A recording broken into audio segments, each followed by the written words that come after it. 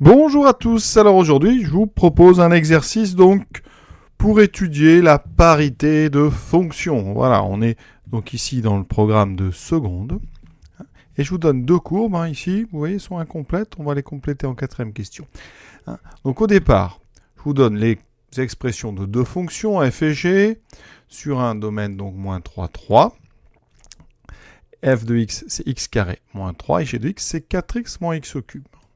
Voilà. Et donc, au travers des 4 questions, on va étudier la parité de ces deux fonctions et les liens et les implications plutôt que ça sur leur courbe. Voilà, donc je vais rappeler un petit peu toutes les définitions qu'il faut connaître, bien sûr. On est parti avec la première chose, intervalle symétrique par rapport à 0. On peut dire aussi intervalle centré en 0. Qu'est-ce que ça signifie ? Un intervalle centré en 0 ou symétrique par rapport à 0, c'est un intervalle pour lequel pour tout élément x, eh bien, son opposé moins x appartient aussi à l'intervalle. Autrement dit, si on prend donc i est donc symétrique par rapport à 0, ça équivaut à dire donc que quel que soit, alors ça c'est un symbole mathématique qui veut dire quel que soit, je vous en profite pour vous le dire, quel que soit x appartenant à notre intervalle i, eh bien moins x appartient aussi à i. D'accord ? Donc je répète, ça veut dire pour tout ou quel que soit. Quel que soit. Alors, est-ce que moins 3, 3 est symétrique par rapport à 0 ? Alors déjà, l'expression symétrique, graphiquement, elle a un sens, parce que elle a du sens, parce que quand on se place sur la droite dite des réels, ici on va mettre 0, et bien notre intervalle, moins 3, 3, donc ici 3, moins 3, à chaque fois qu'un élément vous prenez un élément dans l'intervalle, et bien son opposé, il est où ? Eh bien il est 0 va être au milieu, donc il est symétrique par rapport à 0 de notre première croix. Donc en fait, quand un intervalle est dit symétrique par rapport à 0, c'est que sa représentation sur la droite des réels, elle est symétrique. Donc effectivement, moins 3, 3, quand vous le représentez ici avec les crochets fermés, cet intervalle il est comme ça, et on voit bien qu'il a un axe de symétrie, cet intervalle, que vous pouvez placer en 0. Donc axe de symétrie. Et donc cet intervalle, effectivement, il est symétrique. Intervalle moins 3, 3. Si je prends le nom, par exemple, 2, j'ai bien moins 2. Si je prends moins 1, j'ai bien 1, etc. Donc cet intervalle, il est bien symétrique par rapport à 0. Alors comment montrer ça vraiment de façon rigoureuse ? Alors on prend soit x, donc appartenant à moins 3, 3. Ça veut dire que donc x est encadré entre moins 3 et 3, donc on écrit ça comme ça, eh bien on va multiplier par moins 1. On multiplie par moins 1. On a le droit de multiplier un encadrement par moins 1, mais attention, ça va changer le sens des symboles d'ordre. Donc ici, on aura moins 1 fois moins 3 qui va être supérieur ou égal à moins 1 fois x qui sera supérieur ou égal à moins 1 fois 3. Conclusion, 3 est supérieur ou égal à moins x qui est supérieur ou égal à moins 3. Si on écrit ça dans l'autre sens, moins 3 est donc inférieur ou égal à moins x, inférieur ou égal à 3. Conclusion, eh bien, vous voyez bien que si je prends donc x appartenant à moins 3, 3, eh bien ça implique le fait que moins x, lui aussi, appartient à moins 3, 3. Et donc notre intervalle, effectivement, il est bien symétrique par rapport à 0. Bon, ça c'est assez dur finalement à démontrer quand même, je vous le dis. C'est pas évident, mais vous voyez que ça se fait de façon rigoureuse. Mais sinon, ne perdez pas de vue qu'un intervalle symétrique, c'est tout simplement un intervalle dont la représentation par rapport à la droite donc des réels, cette représentation doit être symétrique par rapport à 0.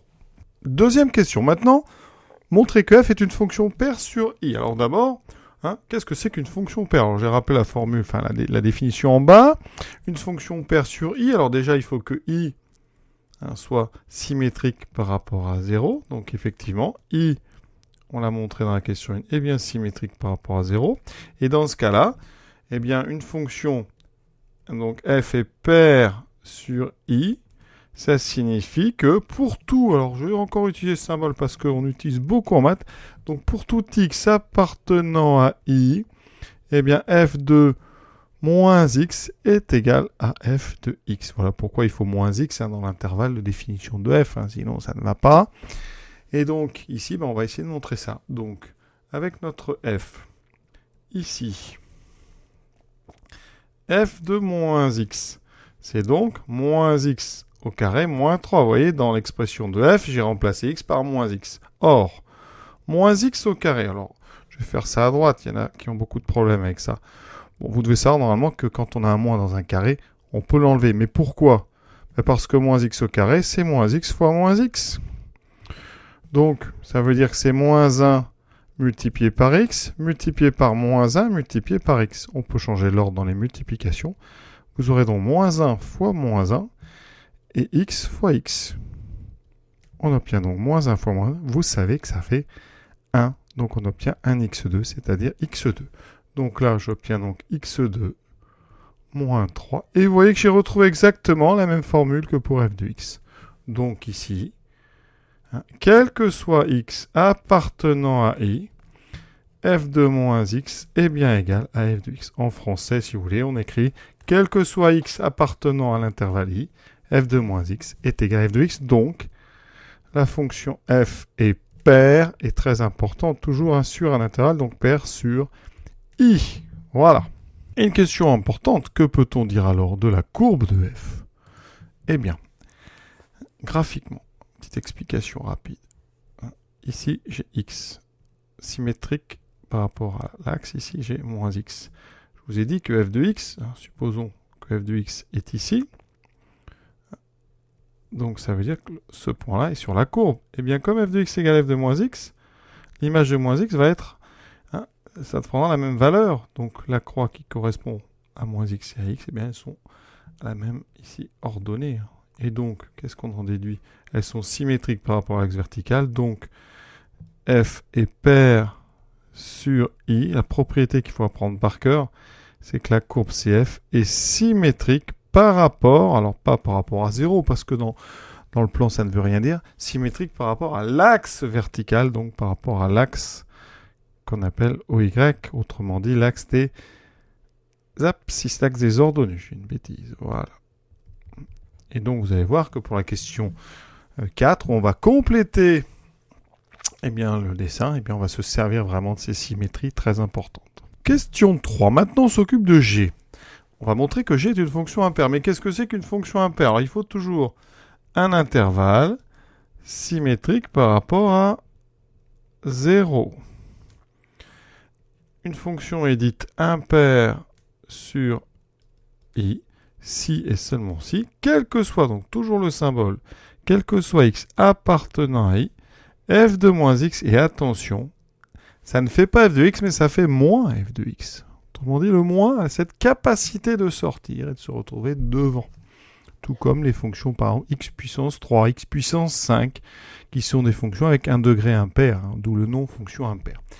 Alors, est-ce que notre fonction ici, g, est impaire? Donc ça, c'est une définition. Donc dans les définitions, on met toujours f, mais nous, ici. G de moins x. Alors, g est bien défini sur moins 3, 3, c'est donné ça. G de moins x, ça vaut donc 4 fois moins x, moins x au cube. Alors, 4 fois moins x, ça fait moins 4x. Vous voyez, le moins est sorti de la parenthèse. Moins x au cube, c'est pareil. Je vous l'ai dit à l'oral, mais moins x au cube, ça fait moins x fois moins x fois moins x.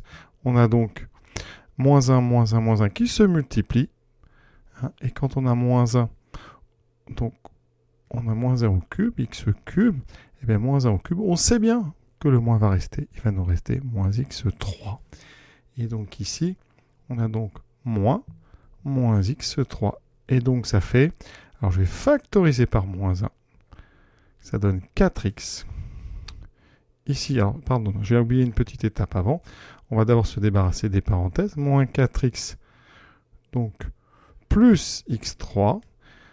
Et vous devez reconnaître ici, en factorisant par moins 1, 4x moins x3. Et donc, c'est moins g de x. C'est exactement ce qu'on voulait, quel que soit x dans l'intervalle. G de moins x, c'est moins g de x.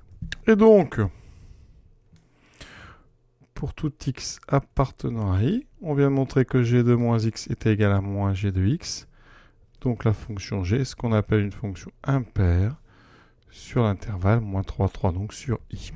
Graphiquement, alors tout à l'heure, pour les fonctions paires, on avait un axe de symétrie verticale. Pour les fonctions impaires, c'est un petit peu différent. Vous allez vite comprendre pourquoi. Ici, j'ai x. Ici, je vais placer, donc moi je vais prendre g1, g de x. Je vous ai dit, moins x est ici, et l'image de moins x, c'est moins l'image de x. G de moins x, c'est moins g de x, donc moins g de x, vous l'avez en bas. Donc son image ici, ça va donner ceci. Donc le point qui correspond à x, il est là. Le point qui correspond à moins x, il est ici. Eh bien ces deux points, ils sont symétriques, mais par rapport à l'origine du repère.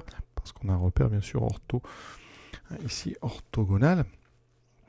Et donc, ça veut dire que quand une fonction est impaire, sa courbe représentative, elle est symétrique, mais par rapport à l'origine du repère. Et voilà. Donc on peut comme ça reconnaître comme ça une courbe de fonction paire ou de fonction impaire grâce à sa symétrie.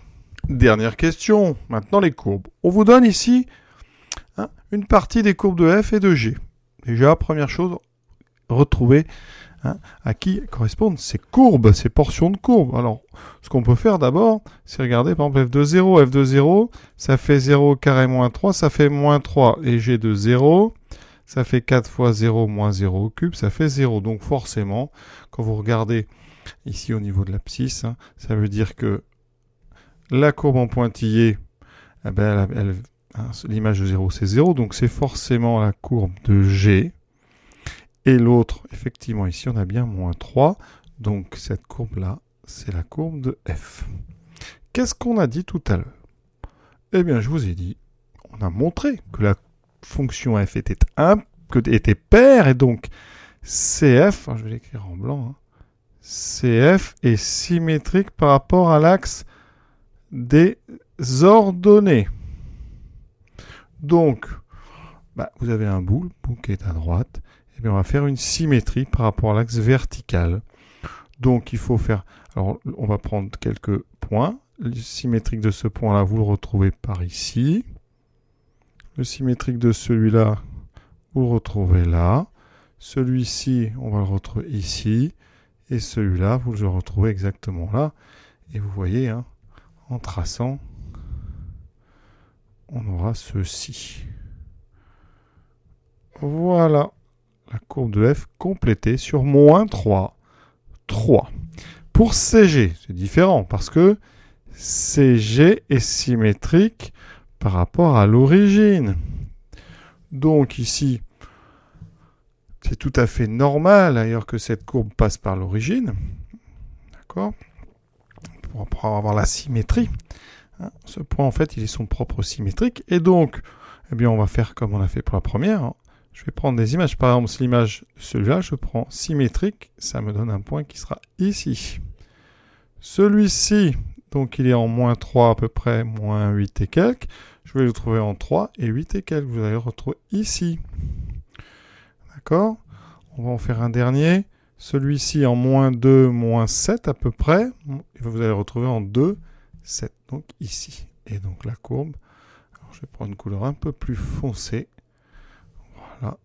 Vous allez avoir donc ceci. Et voilà la courbe de G complétée. Voilà, cet exercice donc est terminé. Je vous souhaite une bonne fin de journée à tous et à très bientôt.